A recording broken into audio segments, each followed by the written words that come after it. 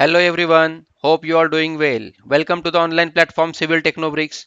Guys, here we will tune for instantaneous decoding of the conceptual knowledge in the field of civil engineering, where study elaborates decoding the earth to build a better world. Today, we will go through the core concepts of minerals in civil engineering, definition, types, and physical properties of it. So minerals are naturally occurring inorganic substances. They are formed through the geological processes. Every mineral possesses a definite chemical composition and crystalline structure. Minerals are the fundamentals, or we can say that the building blocks of rocks that form the earth crust. Engineering properties of rocks rarely depend on minerals present within them. So knowledge of minerals which helps civil engineers to evaluate construction material and site conditions and selection. So naturally occurring minerals, inorganic minerals, solid minerals, definite chemical composition minerals, and altered internal structured minerals. These are five absolute criteria for the mineral. A mineral must occur naturally and cannot be artificially manufactured. So minerals which possess a specific chemical composition and they have an orderly atomic arrangement known as a crystal structure as shown in the picture.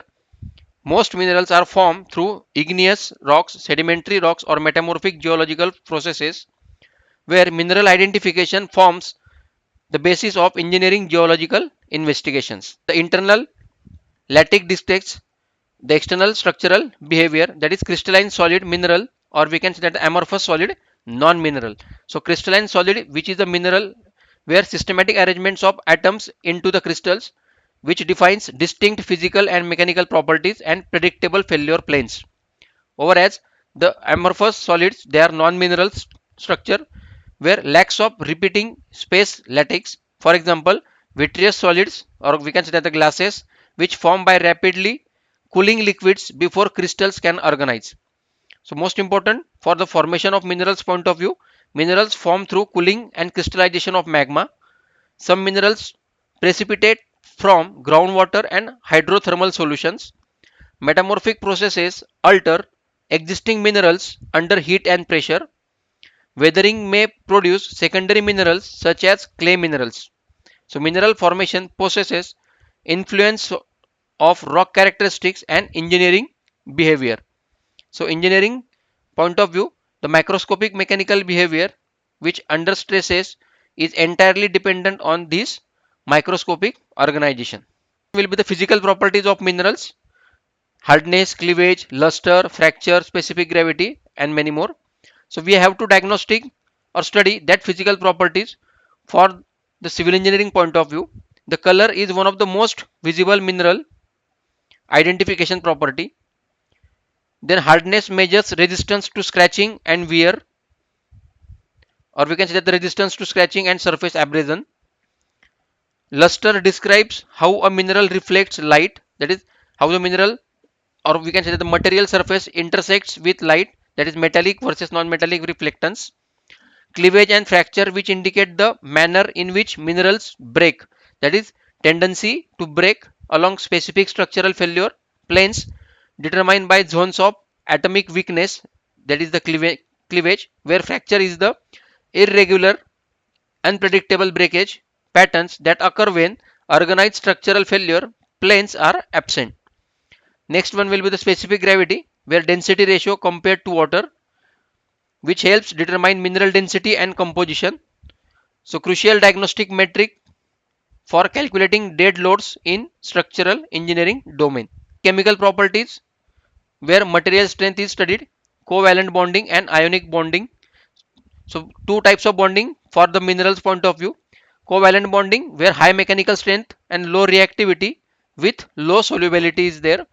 For example, diamond, that is the covalent bonding is seen.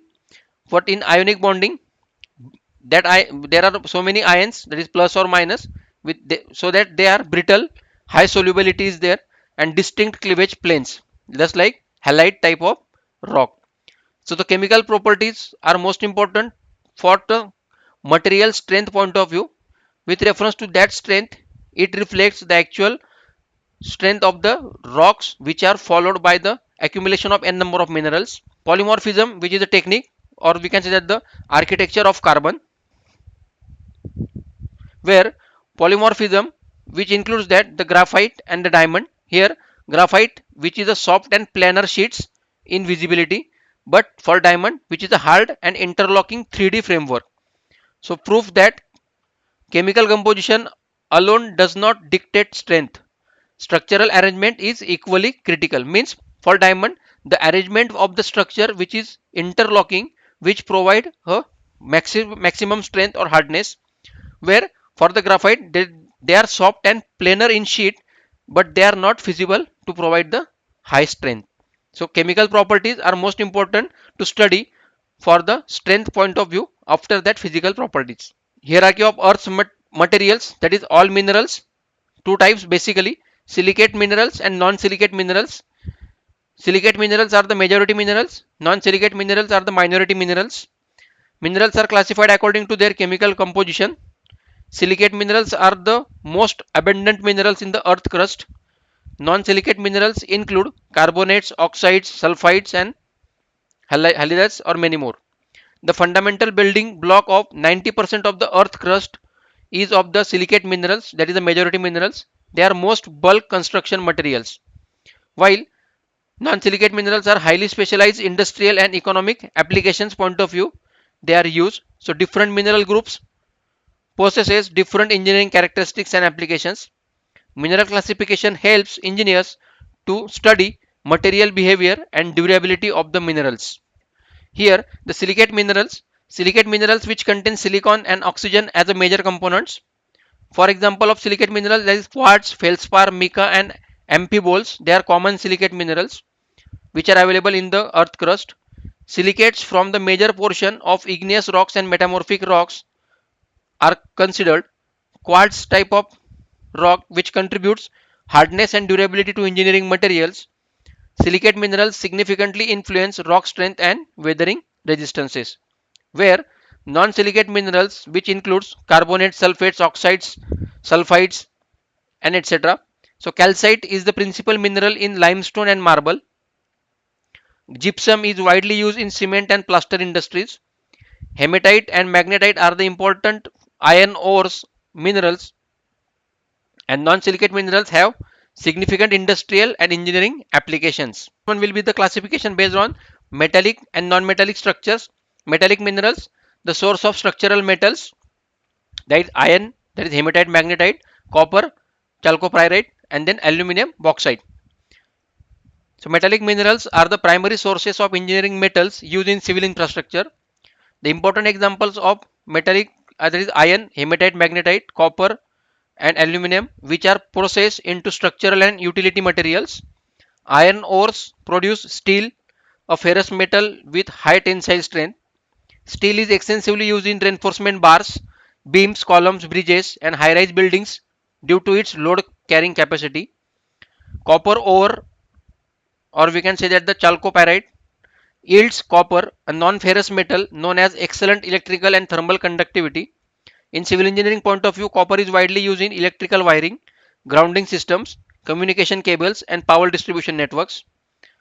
For the bauxite, which is the aluminum ore, is the principal ore of aluminum, producing a lightweight, corrosive resistant metal with a high strength to weight ratio. Aluminum is commonly used in building facades, window frames, roofing systems, curtain walls, and lightweight structural components. So togetherly, iron, copper, and aluminum form the backbone of modern infrastructure, which provides strength, conductivity, durability, and efficiency in residential, commercial, transportation, and industrial construction projects. Moving towards the non-metallic minerals, they are of calcite, gypsum, mica, etc. So non-metallic minerals are essential construction materials that provide strength, insulation, durability, and finishing properties in civil engineering projects, which are important for the construction point of view basically. Calcite is the main constituent of limestone and a fundamental raw material for Portland cement manufacturing. When combined with aggregates and water, calcite it contributes to the highest compressive strength of concrete structures. Second one will be the gypsum, is widely used in interior construction because of its lightweight and fire resistance property. Common applications include that dry wall, panel, plaster finishes, fall ceilings, and acoustic insulation systems.